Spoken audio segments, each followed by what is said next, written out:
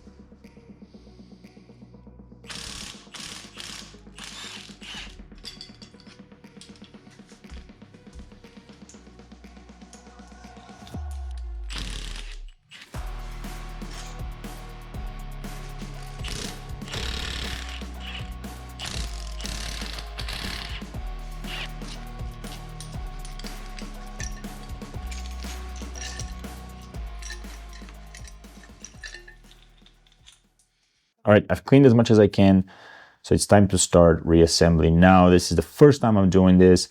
I do have the manual, but this is not going to be a guide on how to do this. I would highly recommend you guys go to the JH Motorsports website. These guys have done a great job in describing sort of all the components and everything that you have to do here. So, I've equipped myself with the manual and I've watched the video a bunch of times. So hopefully I'm going to be able to get through this without really much in the way of effort.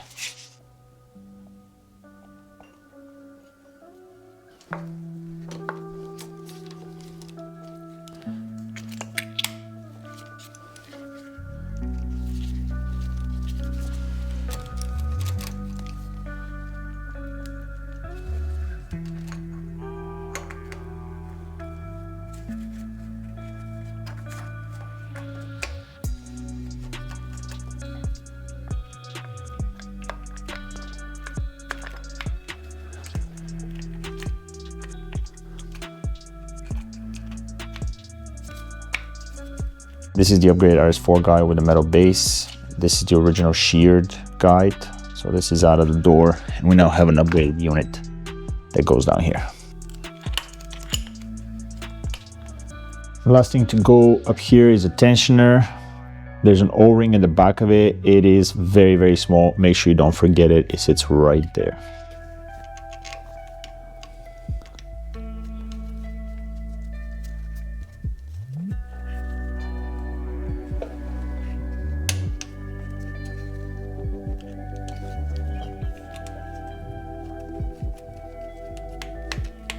Next one up is the accessory chain.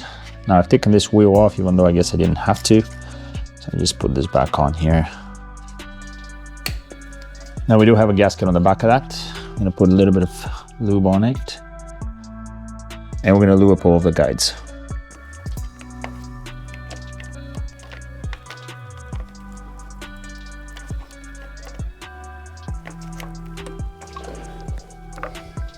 All right, here we go. I think that's in place. It's not exactly the easiest thing to fit in, but also not impossible. The two long bolts are at the top, two shorter bolts are at the bottom.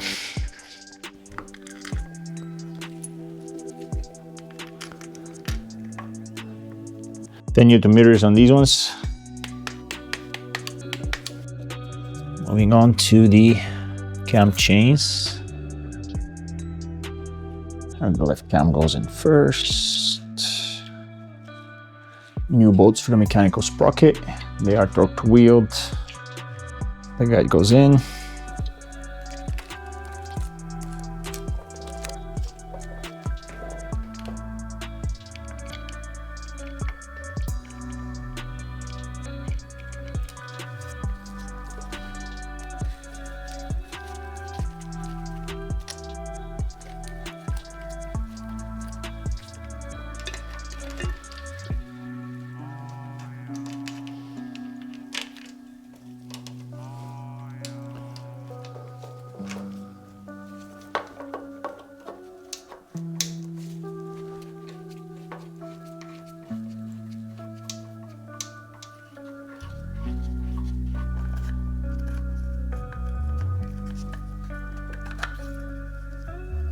Last guide, that's the one that was broken originally.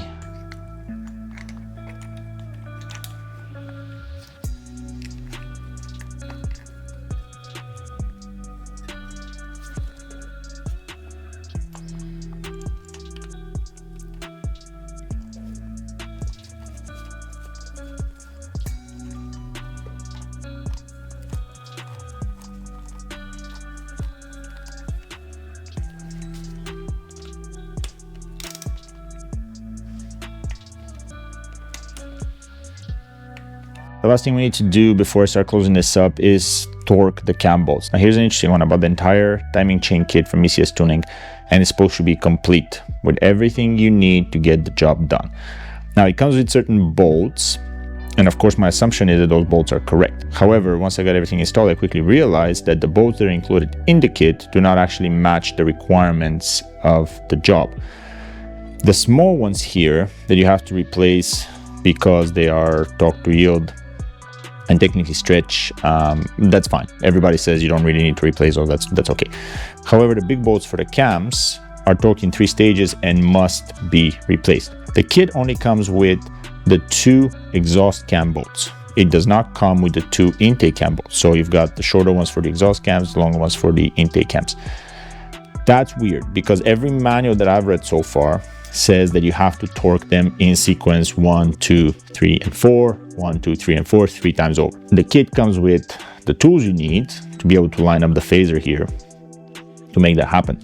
However, it doesn't come with the intake cam bolts. I called ECS Tuning and I asked them why the kit doesn't come with the bolts, and the rather unhelpful person on the other line said, the kit comes with everything that you have to replace on this job. If it doesn't come with these bolts, therefore you don't have to replace them. Now that's not very helpful since I've already undone these bolts to get the chains off. So the only thing I can think of here is that their assumption doing this job is that you do not undo the intake cam phasers off the cam. So you lock the cams in the front, undo the exhaust sprockets, but don't undo the intake sprockets. So I guess the assumption here is these are properly timed as they are. So when you line them up in the front with the locking tool, they're going to be in the correct position and you do not need to undo the phaser. So you just take the exhaust cam sprockets off, take the chains off, and leave the phasers in place. I find that strange. I'm not sure why you would do it that way. The bolts weren't really all that expensive. I think they were only another 10 bucks or whatever it was. So, I mean, every single manual says these are timed in sequence, all four at the same time. Nowhere does it say that you can just skip that step. And it doesn't say that on the ECS tuning website either. So chances are anybody taking this apart before they purchase the kit or before they even understand what bolts are included or not included has already undone this. So I'm going to leave that there. All this to say, if you're buying from ECS Tuning, make sure you understand what bolts are coming with it. And if only two are in fact included, you know, perhaps they're not undoing these ones, which goes against the manual. But anyways, let's open up the tensioners, torque the bolts to spec, and then we can start closing this up. Now, to torque the bolts, we do have to hold the camshafts in the front. It's a size 24 wrench because the alignment tools are not going to sustain the torque that you have to put on these bolts. These are tightened up in 3 stages, 40 Newton meters, 100 Newton meters, and then 90 degrees over. We're going to hold it off with a size 24 socket on the front. You don't want to go against the alignment tool. We're going to go in order of 1, 2, 3, and 4. And we're going to place the phaser lock tool when we tighten up the intake cams. All right, so first one is the exhaust cam.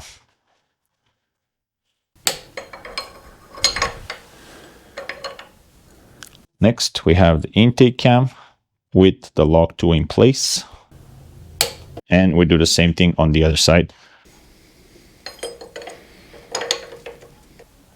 And the last is the exhaust cam. Now we repeat the exact same thing at 100 Newton meters. And then we do 90 degrees.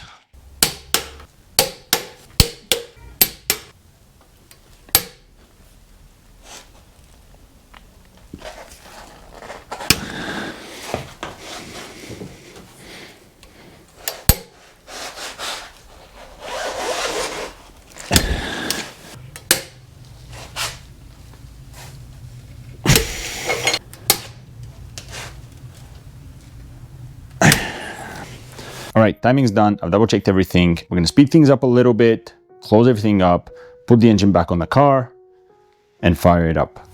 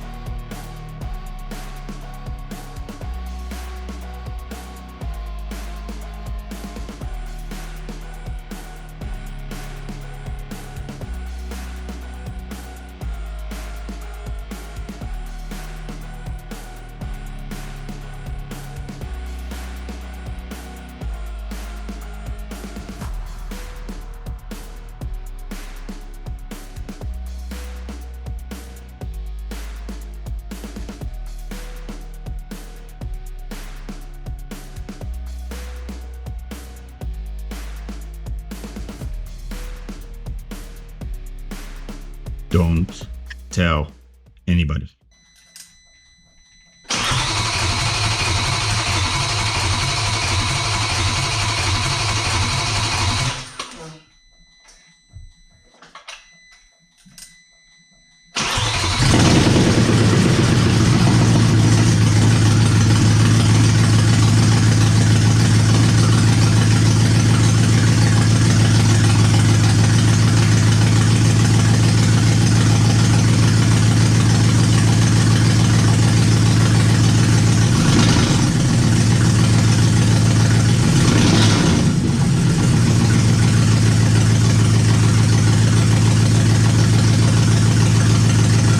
Before we finish this thing, put it back on the road, a couple of things we got to do. Got to wrap up the front of the car, radiators on the ground, big mess still in the garage. What I do want to do is have everything mounted and actually test things one at a time as we go along. The cooling system, the hydraulics, the air conditioning, because This is so tight. If you guys have never worked on one of these, and I kind of laughed in the beginning, people were like, oh, this is so hard to work on, blah, blah, blah. They truly are. I mean, you can't like fit your hand in here. It's like a labyrinth of hoses. It's ridiculous. Also, the cost for some of the parts on this motor are just ridiculous. For one thing, the tensioner and the belt are like $300. I kid you not. And this tensioner doesn't even have a spring in it. It's one of those like old school mechanical ones that you just simply tighten up and that's it. This one's seized. I have another one which the roller is gone. I'm not buying another one, so I'm gonna do everything in my power to get this thing unstuck. But like seriously, the engine mounts, $300. What is the matter with this motor? There's nothing special about this. Why is it just because it says S4 on it? Like you've got these ridiculous costs. But anyways, doing the job, not a big deal. All these tiny little things are just insanity.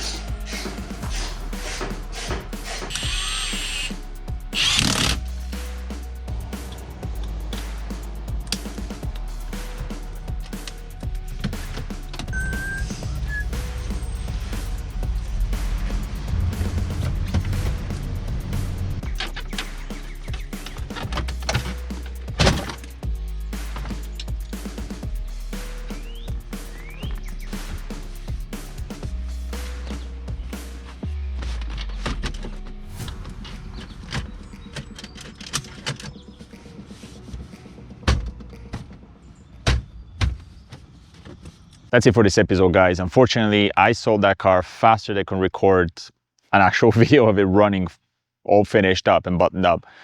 I did not expect it was going to sell that fast. So when I listed it, I was hoping I'm going to have a little bit of extra time to, you know, shoot the videos and do everything else, but I didn't. The first guy that stopped by basically fell in love with the machine.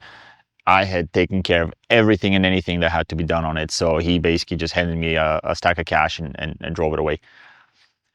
This puts me in a bit of a strange spot right now because I have two S4s sitting in my driveway, and to be completely honest with you, I've run out of steam to be fixing them. They both need timing jobs. This car is trashed because the previous owner was an absolute lunatic. Anyways, it's in a horrible condition, but it's got a decent engine, it's manual transmission, it's tuned. So there's some potential here. This one has a very clean chassis, but the rear window is delaminated, so it's flooded the back. You probably need a bunch of electronic modules. Definitely needs timing chains. You cannot even start the engine anymore. It sounds horrible. If it even runs now, I'm not even sure. So the fact is, unfortunately, the math on these really does not work very well. I bought the black one for $1,500 and sold it for $8,000. Okay, so that's a $6,500 profit, if you will. Now that sounds like a great number until I actually started adding up the receipts for all the parts that I had to buy for this car. And I had to stop when I hit 8,000 because I was going to cry. I think at the end of the day, I was well over the sale price in money alone to restore the car. And that doesn't include the labor that I had to put into it. Unfortunately, these are fairly niche market cars. There's really not that many people looking to buy S4s. Especially in a convertible shape. Actually, there's been a few on Facebook Marketplace for quite a while now, and they're not really moving. So when I did the math as to how much it would cost to restore this one in a way that I would want to own it and drive it, let alone sell it, I was well over another 8 to 10 grand. right? $2,000 is your timing chain alone, spare seats, $1,000, suspension is another 1,500, 2,000. A good exhaust is $3,000. The roof alone is $1,500 to replace. So the math really doesn't work on this. Even if I did build it for myself, and I did want to, that's why I bought it. I actually wanted to have it for myself, let my wife drive it around, maybe throw the kids in the back and, you know, go for a summer drive. The problem is I've got nowhere to store it over the winter. My garage is packed with engines and cars, so we have to sleep outside. So it really doesn't make any sense to put all that effort and money into this car for those 5 times a year that I'm going to end up driving it out and enjoying it. So I've decided to throw in the towel on both of these cars. I won't have the time and I don't want to spend the money to fix both of them the way they're supposed to be fixed. This one really isn't worth saving. This one's more or less a parts donor, but this car is very clean and it really hurts having to get rid of it because it basically doesn't have a speck of rust anywhere on it. It's an American car and it's clean, clean, clean, clean, clean, clean. But anyways, it just can't be done. So we're going to wrap this episode here. I hope you enjoyed the series. I really enjoy working on the S4. I learned a ton about that engine.